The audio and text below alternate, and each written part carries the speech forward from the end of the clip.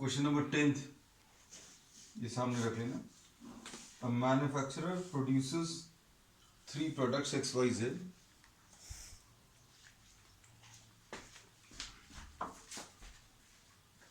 which he sells in 2 markets. The annual sales ये दिए हुए हैं. Annual sales are given. If the unit sale prices of X, Y and Z are 2.5, 1.5 and 1 rupees respectively, find the total revenue of each market and with the help of matrix algebra. Question देख लो अच्छे से.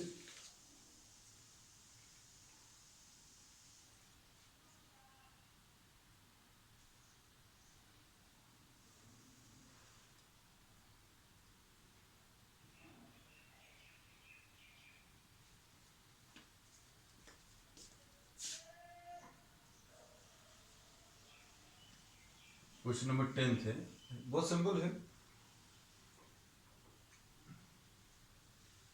A manufacturer produces 3 products X, Y, Z.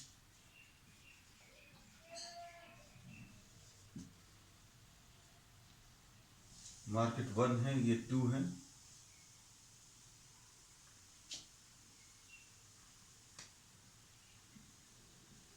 The products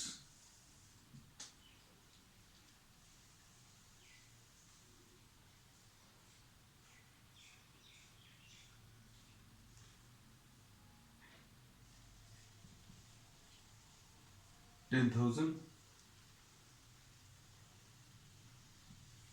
$2,000 और $8,000 ऐसा कुछ दिया है. और यहाँ पर 6,000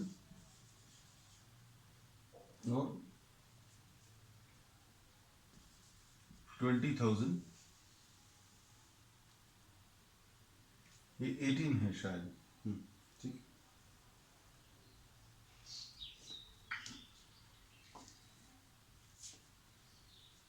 और ये 8,000.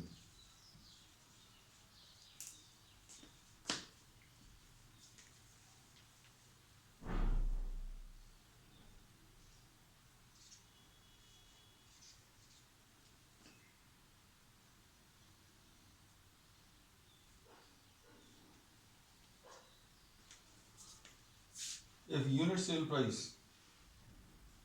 X, Y, Z are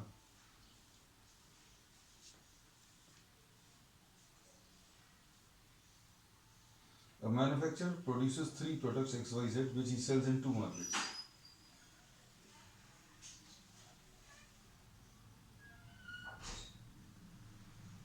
product X एक नाम है, प्रोडक्ट Y एक नाम है और प्रोडक्ट Z एक नाम है. Unit sale price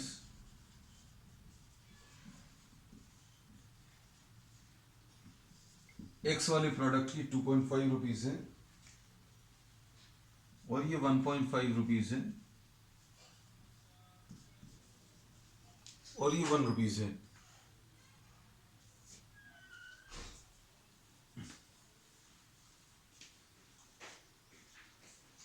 total revenue generated calculate करना है.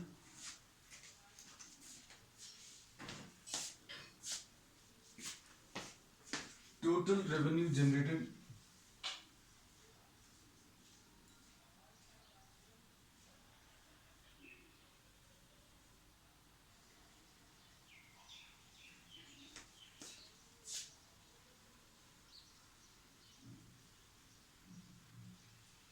ये देखो.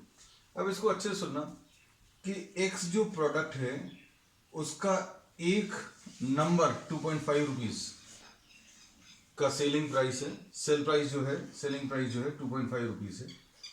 और ये कितने नंबर्स बना रहे हैं? मार्केट 1 में ये 10,000 पीसेस X के बेच रहा है और 2,000 पीसेस Y के बेच रहा है और 18,000 पीसेस जो है Z के बेच रहा है. इसको अच्छे समझ लेना. प्रॉब्लम बहुत ज्यादा टफ नहीं रहते. बस समझना पर थोड़ा सा मुश्किल होता है। इसमें इन्होंने बोला ये जो सेलर है फर्स्ट मार्केट में एक्स प्रोडक्ट 10,000 पीसेस जाकर बेच रहा है। एक सपोज सिर्फ समझने के लिए पेन मान लीजिए,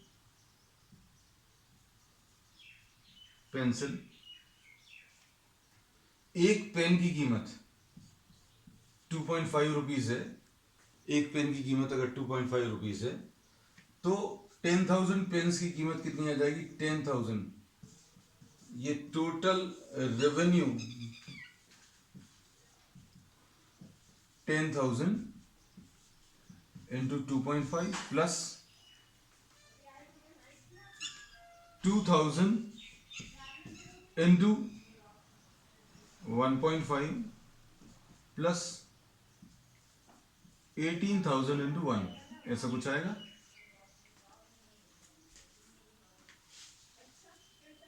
अब इसके बाद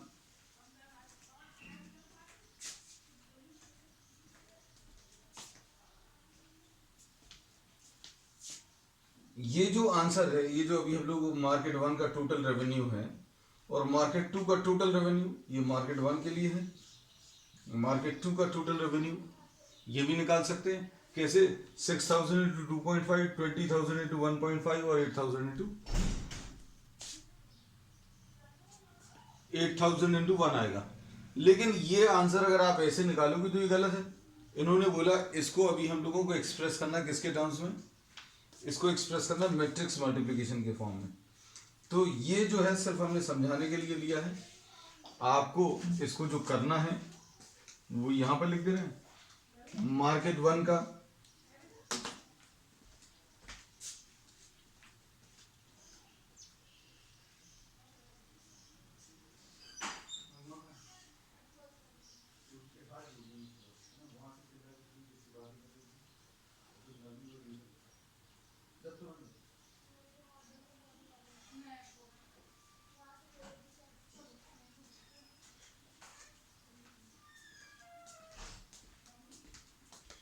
अब इसके बाद नेक्स्ट है, इसमें अभी हम लोगों ने बोला इसको अगर मैट्रिक्स मल्टीप्लिकेशन के फॉर्म में एक्सप्रेस करना है तो कैसा लिखेंगे?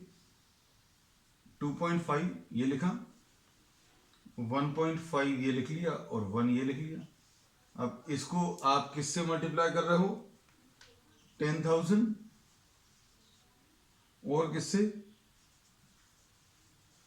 2,000 और 18,000, ऐसा लिखना है। This is the total revenue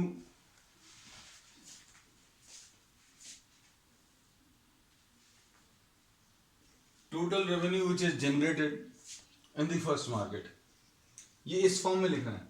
इसमें बस ये चीज समझ लेना, क्वेश्चन बिल्कुल भी टफ नहीं है, बहुत सिंपल है। एक पेन 2.5 रुपीज का है, 10,000 पेन बेचे, फिर 1.5 रुपीज का कोई और दूसरा पेंसिल है 1.5 रुपीज की और 2,000 पेंसिल्स बेची हैं, तो कितना रेवेन्यू जनरेट होगा? और 1 रुपीज का सपोज इरेजर है तो 18,000 इरेजर्स की कीमत कितनी आ जाएगी वो बताना। ये total revenue which is generated ये निकालना है। लेकिन इसको एक्सप्रेस करना किसके फॉर्म में? मैट्रिक्स मल्टीप्लिकेशन के फॉर्म में। इसका जो ऑर्डर अगर आप देखें तो इसका ऑर्डर 1/3 है, 1 रो 3 कॉलम्स, और इसका 3 रोज हैं और 1 कॉलम्स। तो आंसर कितना आएगा? 1/1, 1/1, यानी सिर्फ एक ही आंसर आएगा, एक ही आना चाहिए। अब किसी के दिमाग में ये आ सकता है कि भैया हमने 10,000, 2,000 और 18,000 को ऐसा क्यों नहीं लिख लिया? ऐसे में लिख कर देखना घर पर कर कर कि अगर आप इसको ऐसा लिखेंगे और इस वाले को ऐसा लिख लेंगे तो क्या एक आंसर आएगा? एक आंसर नहीं आएगा। कलेक्शन ऑफ मैट्रिक्स मिलेगा, बहुत सारे नंबर्स मिल जाएंगे, 9 आंसर्स आ जाएंगे। आप कर कर देखना, आपको समझ में आ जाएगा। अब उसके बाद आगे क्या दिए हैं?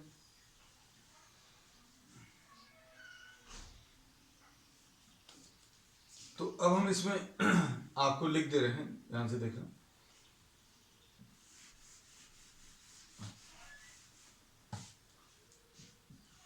Total revenue in the first market, ये निकाल लेना। कैसे? 2.5, 1.5 और 1, इसका मल्टीप्लिकेशन आप किससे कर रहे हो? 10,000, 2,000 और 18,000। और सेकेंड मार्केट का टोटल रेवेन्यू, सेकेंड मार्केट में भी उसने कुछ बेचा, 2.5, 1.5 और 1। और ये किससे मल्टीप्लाई होगा? सेकेंड मार्केट में कितने कितने पीसेस? 6,000, 20,000 और 8,000, ऐसा कुछ आ जाएगा। अब दोनों मार्केट्स का टोटल रेवेन्यू अगर निकालना है,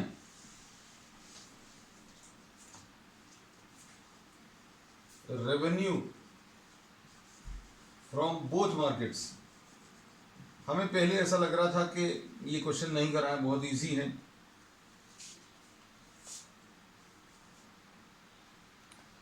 लेकिन फिर अभी हमें इसमें ऐसा लगा ये क्वेश्चन करना इसलिए भी जरूरी है क्योंकि इसमें लिखते कैसे ये नहीं पता रहता। Revenue generated from both the markets, ये कितना आ जाएगा? मल्टीप्लिकेशन अभी आप कर सकते हो, मल्टीप्लिकेशन कितना आएगा ये अभी हम बेटा रफ कर देना, स्क्रीनशॉट ले लेना अगर लिखना, ये तो क्योंकि मालूम ही है अभी हमें। यूनिट सेल प्राइस 2.5, 1.5 और 1, ये लिख लिया है यहाँ पर, इसलिए इसको रफ कर देना है।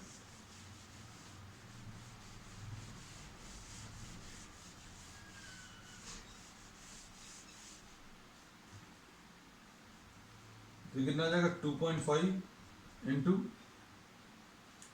इसका मल्टीप्लिकेशन कैसे करते हैं ये ऊपर लिख लेते हैं, 2.5 into 10,000 plus 1.5 into 2,000 plus 1 into 18,000, ऐसा कुछ आ जाएगा। सेकेंड मार्केट से कितना आएगा? 2.5 इंटू 6,000, मतलब ये सारी चीजें बेचने से उसको जो पैसा जनरेट हुआ, जो रेवेन्यू जनरेट हुआ वो बता दिया, प्लस 1.5 इंटू 20,000 प्लस 1 इंटू 8,000, ऐसा कुछ आएगा। अब उसके बाद प्रॉब्लम है सेकेंड पार्ट में, अब टोटल रेवेन्यू अगर जनरेटेड निकालना है तो इन दोनों को ऐड कर लेना। इसका आंसर सपोज ए आया, इसका आंसर सपोज बी आया, तो आंसर इसका ए प्लस बी आ जाएगा, दोनों को ऐड करके। ये दोनों को ऐड करके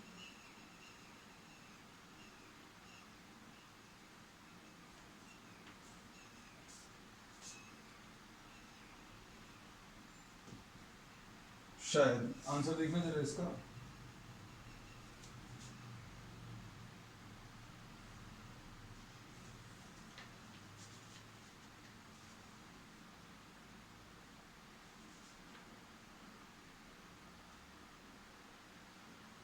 $46,000 और 53,000,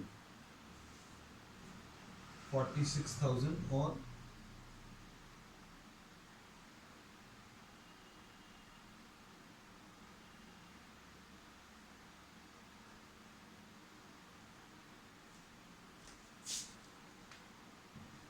ये 46,000 और ये 53,000। ये अब इसके बाद सेकंड पार्ट में इन्होंने इसकी कुछ कॉस्ट से रिलेटेड, अब इन्होंने बोला ये जो पेन है इसकी कॉस्टिंग उसको कितना,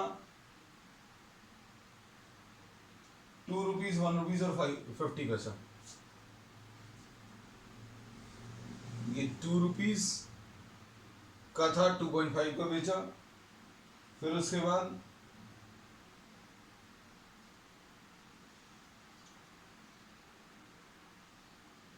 1 रुपीज का था, ये 1.5 का बेचा, और 50 पैसे का था, 50 यानी 0.5। तो कॉस्ट अगर आपको निकालना है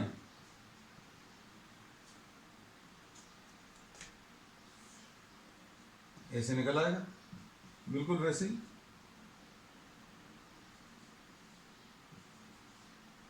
नोट कर लेना बेटा जल्दी से।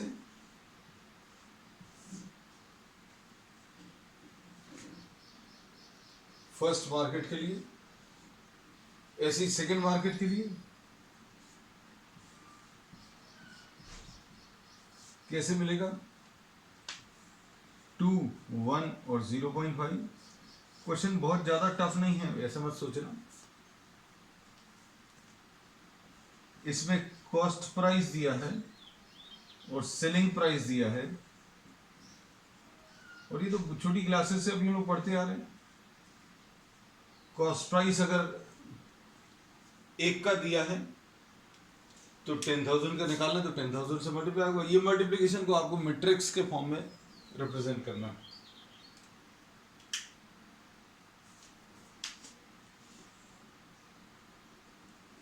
नेक्स्ट इसके बाद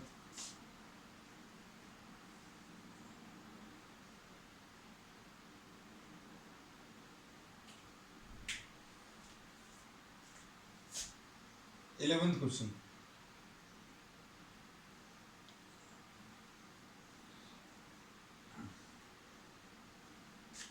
अच्छा, इसमें एक चीज और, इसमें एक और चीज पूछी थी।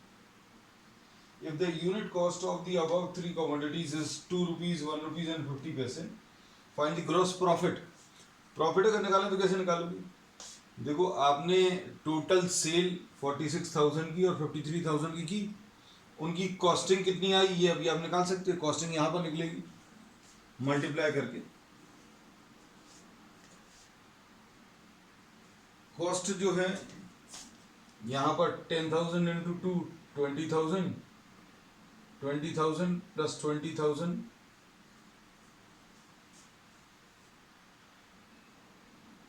40,000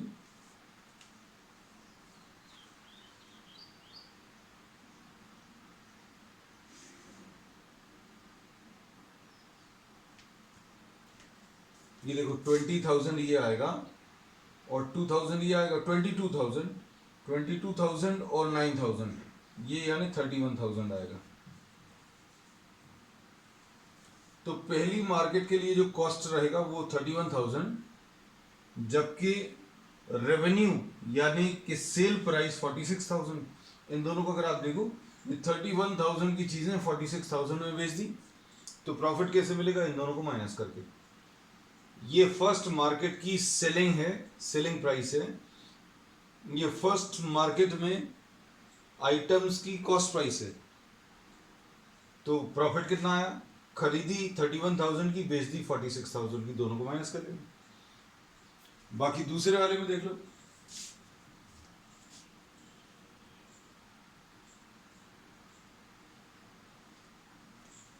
ये कितना आएगा? 6,000 प्लस 20,000, 26,000 प्लस 4,000। निकाल लो, इसको कंप्लीट कर लेना।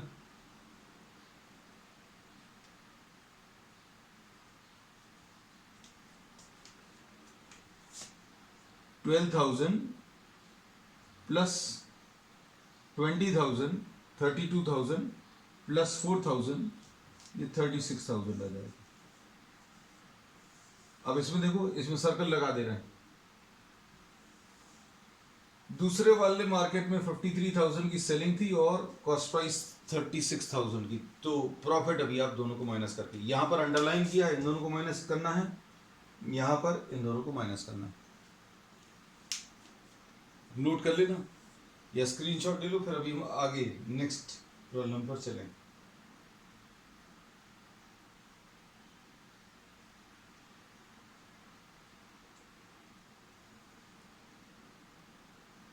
Eleventh question.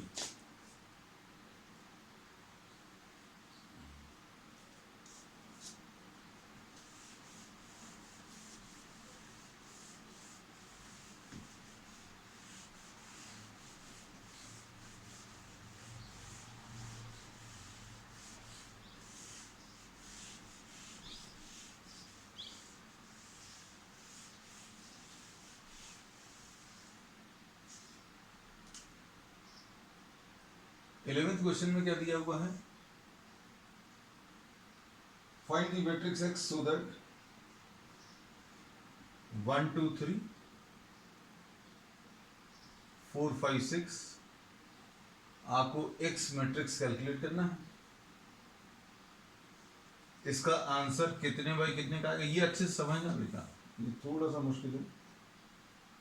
इनिशियल स्टेजेस -7, -8, -9 और 2, 4 और 6।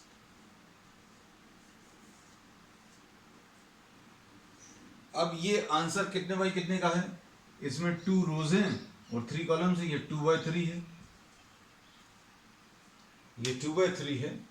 यहां पर ये वाला कितने बाई कितने का है, अगर आप देखें तो ये 2 रोज है और 3 कॉलम्स है, this is 2 rows and 3 columns.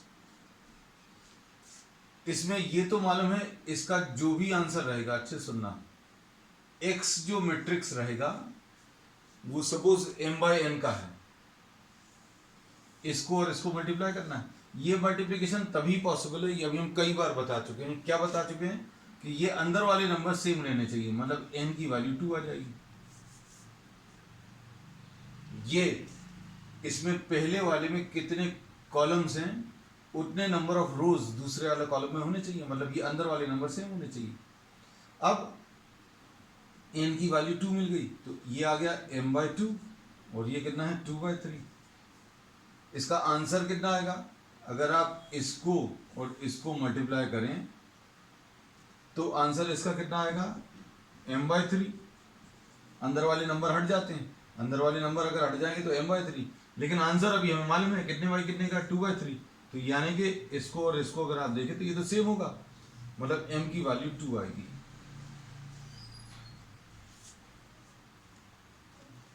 अब इसमें अगर आप देखें ये पता चल गया कि ये वाला जो मैट्रिक्स है ये 2/2 होगा। ये क्यों होगा ये अभी हम फिर से रिपीट करते रहे। इसका आंसर 2/3 चाहिए आना है, ये 2 रोज और 3 कॉलम्स, यहाँ पर ये 2 रोज और 3 कॉलम्स हैं, तो इसमें अभी हम लोग बोलेंगे m/n मान लो। m/n अगर माना तो अंदर वाले नंबर सेम होने चाहिए, अंदर वाले नंबर सेम होने चाहिए, n की वैल्यू 2 आ गई। ये अभी हमने लिख लिया m/2 और ये 2/3। आंसर जो आएगा ये अंदर वाले नंबर्स को हटाकर मिलेगा, m/3 आएगा इसका आंसर, आंसर इसका m/3। लेकिन आंसर अभी हमें मालूम है 2/3 है, ये 2/3 और m/3 अगर सेम है तो m की वैल्यू 2 है। अब हमें ये पता चल गया कि m और n की वैल्यू 2 और 2 है, मतलब ये जो x मैट्रिक्स है ये 2/2 है। अब ये 2/2 है, आप इसको जो भी अज्यूम करना है वो अज्यूम कर लो, जैसे suppose for example a b c और d ले लो, और यहाँ पर ये 2/2 का बना लिया, ये कितना आ जाएगा 1 2 3 और ये 4 5 6, ये किसके बराबर है -7 -8 -9 2 4 और 6। इतना लिख लो, पर जल्दी से हम आगे बताते हैं।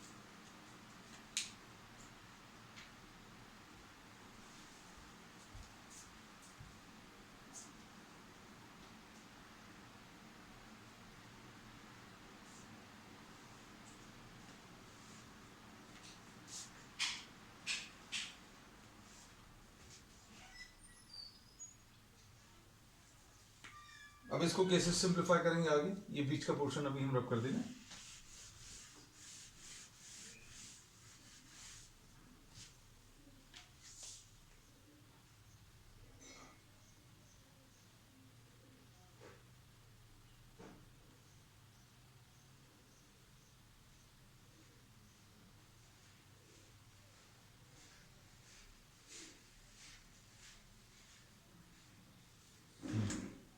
अब इसका मल्टीप्लिकेशन कैसे आएगा, ये मल्टीप्लिकेशन करने के लिए दूसरे मैट्रिक्स से चालू स्टार्ट करेंगे। ये 1 4 लिख लिया ऊपर, तो कितना आएगा बताओ बेटा, a + 4b, a + 4b, ऐसे ही नीचे कितना आ जाएगा c + 4d। अब इसका 2 5 लिख लो, तो कितना आ जाएगा 2a + 5b और 2c + 5d। ऐसे ही तीसरा वाला कॉलम लिख लो 3 6,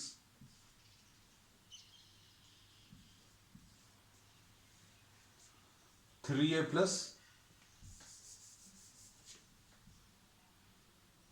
6b और 3c प्लस 6d। ये किसके बराबर है?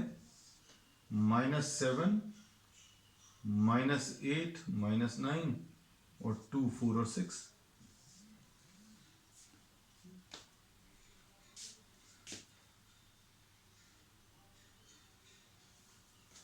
अब इसको सिंप्लीफाई कर सकते हो। कैसे सिंप्लीफाई कर सकते हो? a प्लस 4b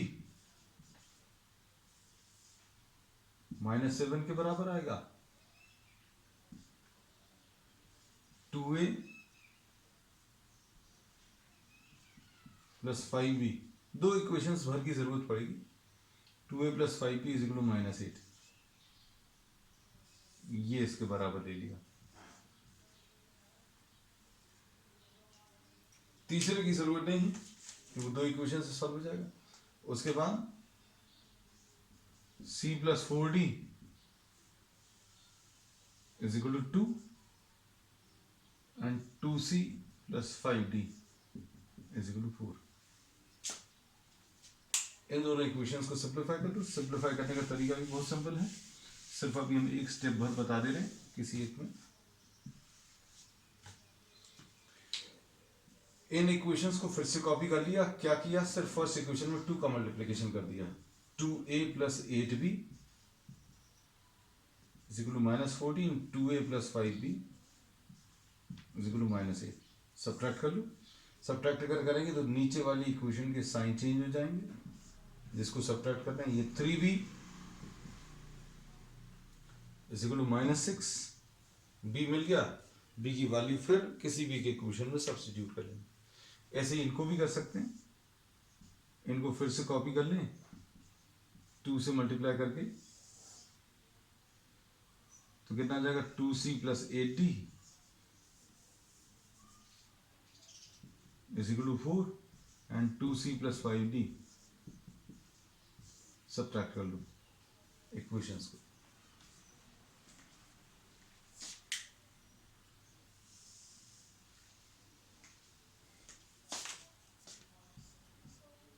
कितना आ जाएगा? 3d इज इक्वल टू 0 आ जाएगा, d की वैल्यू 0। b की वैल्यू इसमें रखेंगे तो a मिल जाएगा, d की वैल्यू इसमें रखेंगे तो c मिल जाएगा। d की वैल्यू 0 अगर रखेंगे तो c तो 2 आ जाएगा, ये तो डायरेक्टली आ गया। b की वैल्यू -2 इसमें रख लो, -2 मतलब ये 8 आ जाएगा, a की वैल्यू 1 आएगी।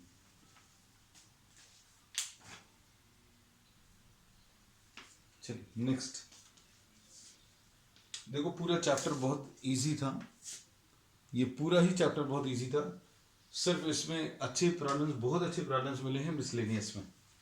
हम लोग इसमें देखेंगे ये पूरी बुक जो है एनसीईआरटी बहुत इजी है, लेकिन इस पूरे बुक की खासियत ये है कि आपको जो प्रॉब्लम्स मिसलेनियस में मिलेंगे वो थोड़े से टफ रहेंगे।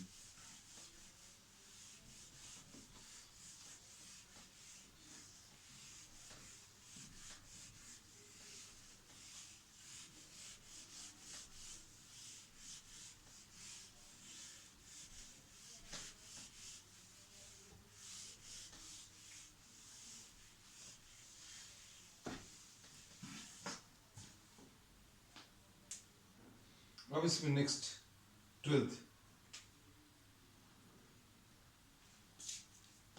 ये शायद आखिरी टफ प्रॉब्लम है, इसके बाद के तो इजी हो जाएंगे।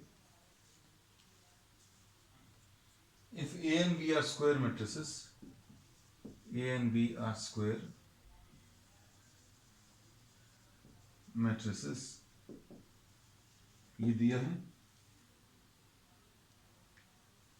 और ए बी इसमें बी ए के बराबर है। A B is equal to B A दिया है, and you have to prove by induction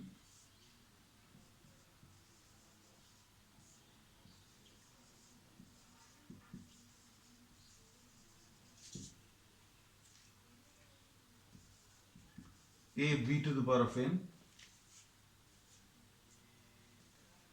is equal to b to the power of n into a, ऐसा कुछ प्रूव करना है।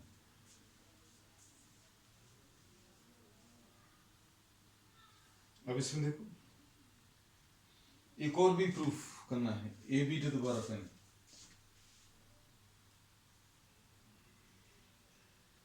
मतलब इसमें इनफैक्ट दो प्रॉब्लम्स दिए हैं। एक ये पार्ट है, अभी हमने दूसरा पार्ट भी अभी देखा। इसमें दूसरे पार्ट में क्या है, A B to the power of N will be equal to a to the power of n into b to the power of n. This is, इसका फर्स्ट पार्ट ले लें। फर्स्ट पार्ट में क्या करते हैं, n is equal to 1 के लिए put n is equal to 1, ये सभी जगह बन रही यही लिखा, n is equal to 1 मतलब कितना आ जाएगा,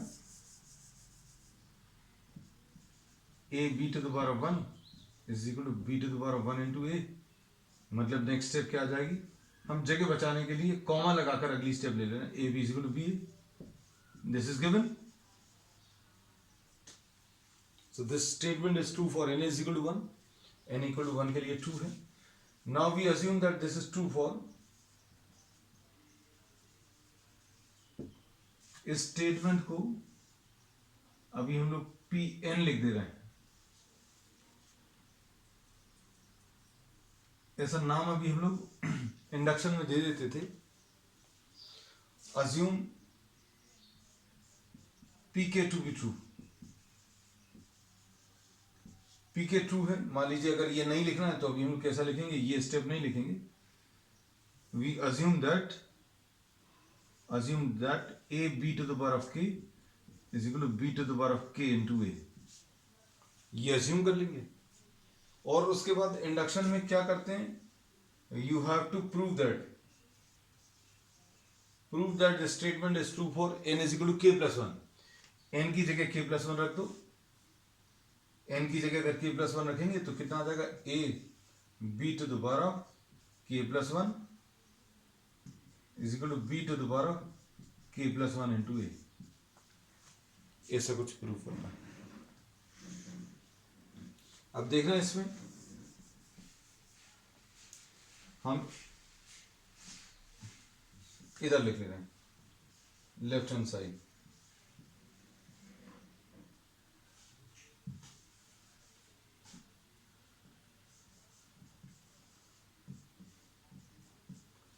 A B to the power of K plus 1 ऐसा लिखा। इसको कैसा लिख लेंगे, A B to the power of K into B. किसको ब्रेक किया, इसमें अभी हमने किसको ब्रेक किया, B to the power of K plus 1 को ब्रेक किया। अब A B to the power of K को अपन लोग क्या लिख लेंगे,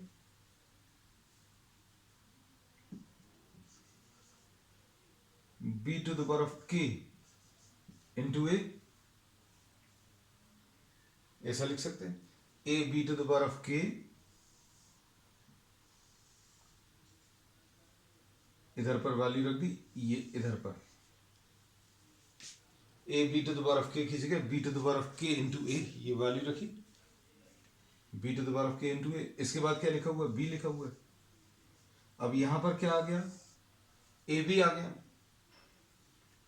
ए बी किसके बराबर है, ये देखो, ये वाली वैल्यू रखी है अभी हमने इसमें, ये कितना आ जाएगा, B to the power of K, A B की जगह बी ए लिख लिया। अब ये कितना आ जाएगा, B to the power of K into B, यानी ये आ जाएगा B to the power of K plus 1 into A. हमने लेफ्ट हैंड साइड से स्टार्ट किया था और ये क्या आ गया, अगर आप देखें ये राइट हैंड साइड आ गया। इसका स्क्रीनशॉट ले लो जल्दी से, जल्दी ले लेना बेटा, क्योंकि समय बहुत कम बचा है। हम थोड़ी सी हिंट उस वाली प्रॉब्लम में भी दे देंगे।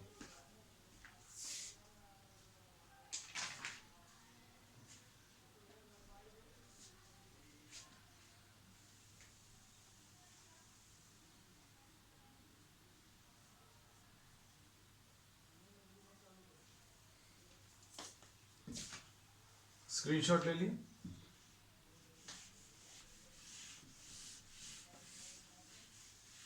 अब सपोज इसमें सेकेंड पार्ट में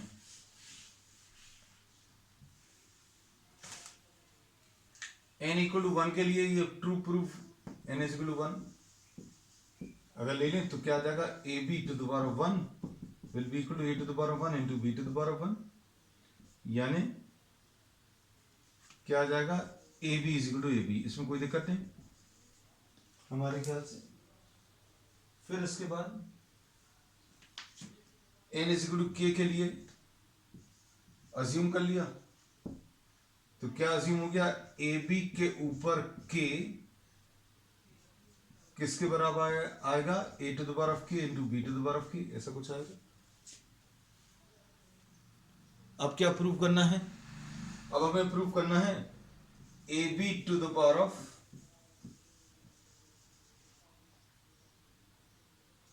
के plus 1 is equal to A to the power of K plus 1 into B to the power of K plus 1। अब लेफ्ट हैंड साइड देख लो, A B to the power of K plus 1 है, जिसको कि अभी हम लोग क्या लिख लेंगे A B to the power of K into A B, ऐसा कुछ आएगा। और A B to the power of K को अभी हम लोग क्या लिख सकते हैं, ये इस वाले स्टेप से A to the power of K into B to the power of K into A B, ऐसा कुछ आ जाएगा। और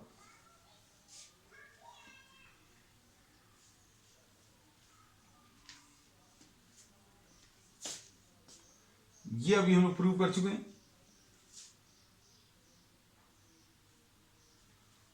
इसको क्या लिख सकते हैं फर्स्ट पार्ट से A to the power of K, इसको क्या लिख सकते हैं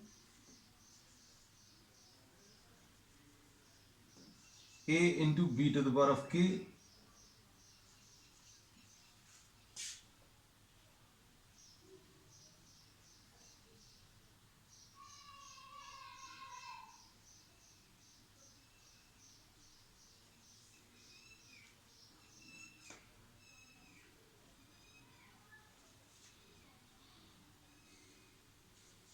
नोट कर लेना इसको जल्दी से।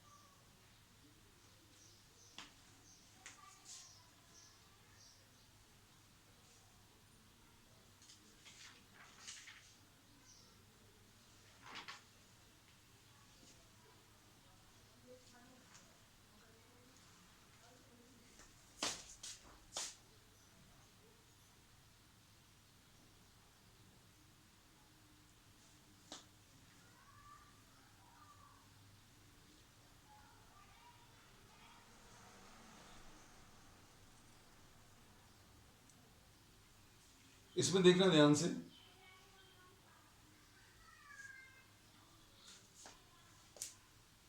इसमें अभी हम लोगों ने ये बोला लेफ्ट हैंड साइड इसका कॉपी किया है A B to the power of K plus 1। इसको अभी हम लोगों ने, प्लीज म्यूट योर फोन,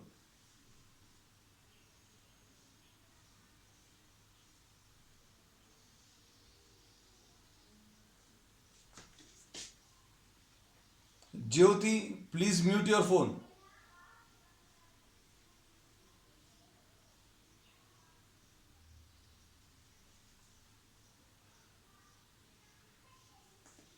इसमें अभी हमने ये बोला कि इसका जो लेफ्ट हैंड साइड है A B to the power of K plus 1, इसको अभी हम लोगों ने कैसे लिख लिया ए बी के ऊपर के इंटू ए बी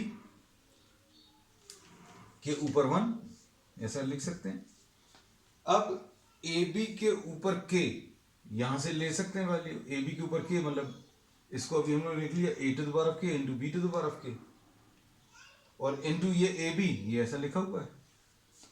अब ये फर्स्ट पार्ट से अभी हम लोगों को ये मालूम है b to the power of k into A, ये देखो इससे b के ऊपर k into A B to the power of k के बराबर होगा। इसकी जगह अभी हमने ये लिख दिया, हमने सर्कल इसलिए लगा दिया ताकि आपको आसानी रहे। किससे? इस वाले फर्स्ट पार्ट से जो अभी हम प्रूव कर चुके हैं। अब इसमें अगर आप देखें a to the power of k into A, ये कितना आ जाएगा a to the power of k plus 1, और b to the power of k into B आ जाएगा b to the power of k plus 1। और ये अगर आप देखें तो ये क्या है, राइट हैंड साइड है, ठीक है। अब इसमें ये एक्सरसाइज नियरली कंप्लीट हो गई। On the next turn we will be starting what determinants. Determinant start करेंगे। इसमें अगर कोई डाउट्स रहेंगे व्हाट्सएप ग्रुप पर पूछ लेना, so that we'll be able to sort out the problems either on the group or in the next class, ठीक है। That's all for today.